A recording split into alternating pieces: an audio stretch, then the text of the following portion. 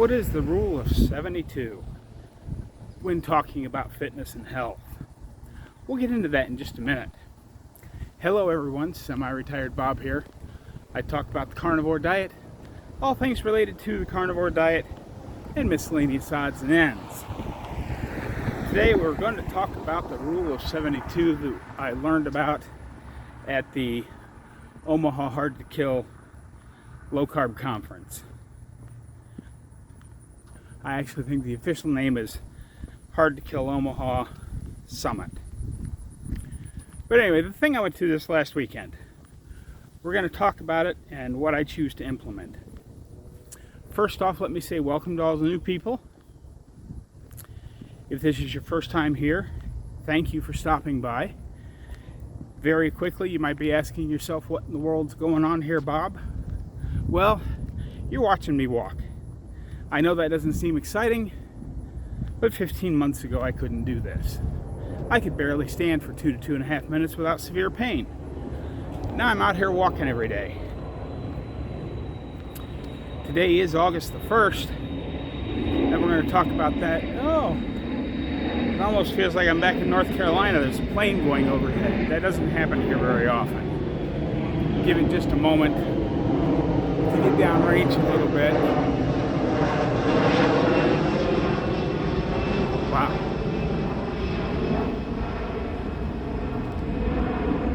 But anyway, the main point of this channel is to show you that it's never too late to change your life. I'm 60 years old. I started this the day before my 59th birthday, and what a difference these 15 months have made.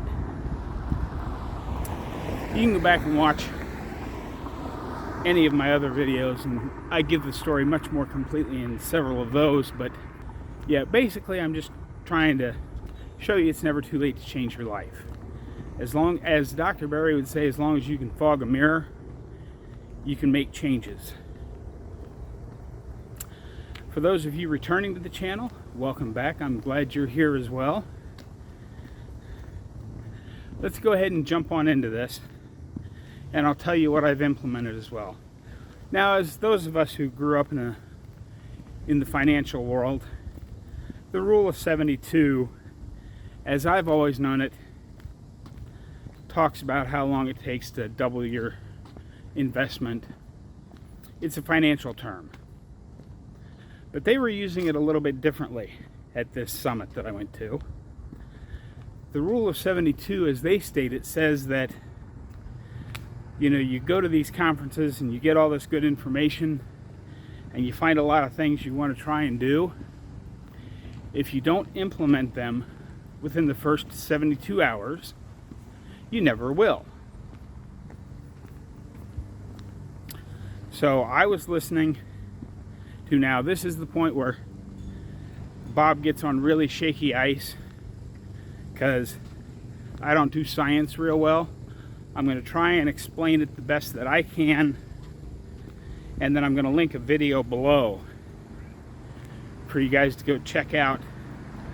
The video I'm going to link is a conversation. It's actually a 5-year-old video, but it's a conversation between one of the speakers that was there, Mike Mutzel, and Dr. Ben Bickman.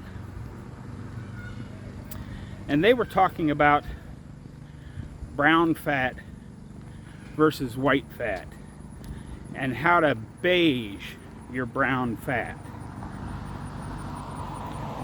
Beige your white fat. Basically what that means is your brown fat is the fat that helps create heat in the body. The example that Dr. Bickman uses in this video is that if when you first take your baby, your little newborn baby, out of the bathtub, they're not shivering because their brown fat is working overtime to heat the body. And as we age, we get less and less brown fat. We always have some, and there's a bunch of sciencey stuff about beiging the fat that you'll find in that other video. But basically what you're trying to do is make your white fat, which is, you know, the stuff that you can jiggle around your midsection, underneath your arms, all over your body. That's your white fat. And what we're trying to do is make our white fat act more like brown fat, which actually helps the body activate and burn fat. I know burn fat's not a great word, but that's one we're going to use here. So how do we do this? Well, being in ketosis helps beige the white fat a little bit. There's lots of things we're already doing. But one of the other things, and this is Mike Mutzel's big thing, you know, you've seen a lot of people taking ice baths and cold plunges and all that kind of stuff. And I always thought they were nuts. And then since the conference, I spent most of this morning researching it. And it turns out there's something to it. That intentionally getting ourselves cold will help beige our fat, our white fat, so that it acts more like brown fat, and it can help us metabolize fat off of our body. They talk a lot about activating the mitochondria and some other stuff that I'm not going to try to get into, because that's where I get into trouble. I'm just going to say that we want to try and get our white fat to behave more like brown fat. In the research that I found, no, I'm not saying everybody should run right out there and jump into an ice bath for an hour. But Mike spoke on Friday at the conference, and Saturday morning I started. Because I'm so cold intolerant, I managed to get basically, I usually, when I take a shower in the morning, I'll turn it on and wait for it to warm up, and that's when I jump in the shower. I left it on cold. And that first day I only managed to stand it for 10 to 15 seconds or so before I had to turn the hot water on. Well, come to find out that you can get some of the benefits of the white fat activation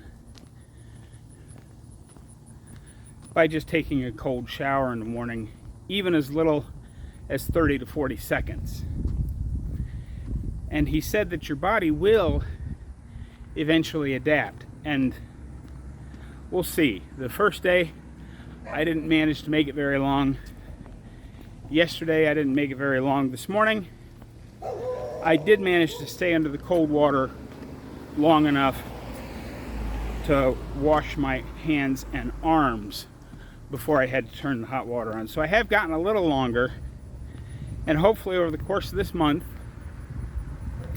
I will get it up to where I'm taking a minute to a minute and a half cold shower before I turn the heat on. But getting your body intentionally cold, as little as taking a cold shower in the morning for just, you know, a minute or so or less, I think it was 30 to 40 seconds is what he said,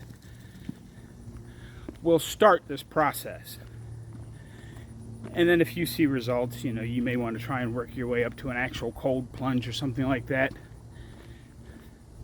Unless I see dramatic changes, I'm certainly not going to attempt a cold plunge. I live in Nebraska. You can take a cold plunge every day in the wintertime here, just by stepping outside your door. So that's what I have implemented. I have a couple other things I'm working on, and we'll talk about those in future videos. But I wanted to get this one out there because that's what I'm trying to implement the biggest, is I'm going to try and slowly work my way up to to where I can take a full 1 minute of cold shower and see if that helps stimulate my white fat into behaving like brown fat and stimulates the release of more fat. We'll see. Hopefully that made some sort of sense. But anyway, you guys are seeing this on August the 1st. So this is your last opportunity to record yesterday's steps, and I'll get the tally put up and out by August 2nd. I'll put the final tally out in August 2nd's video. And for our August challenge, we're not doing one. We just had a really big July challenge. Our theme for August is just going to be keep pushing forward, get 1% better every day, which is what we always do anyway. We're not having a great big challenge because my health has gotten so much better. I don't really need a challenge to keep me on track. There are other channels out there that are doing challenges. I encourage you to jump in on those if you're a challenge type person. But here, we're just going to try to push forward into the burr months. September, October, November, and December. Yeah.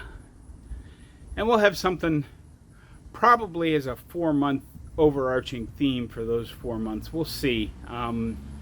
I haven't decided that yet, but we're not doing anything special for August, except, as I say every day, don't forget, get out there, be 1% better.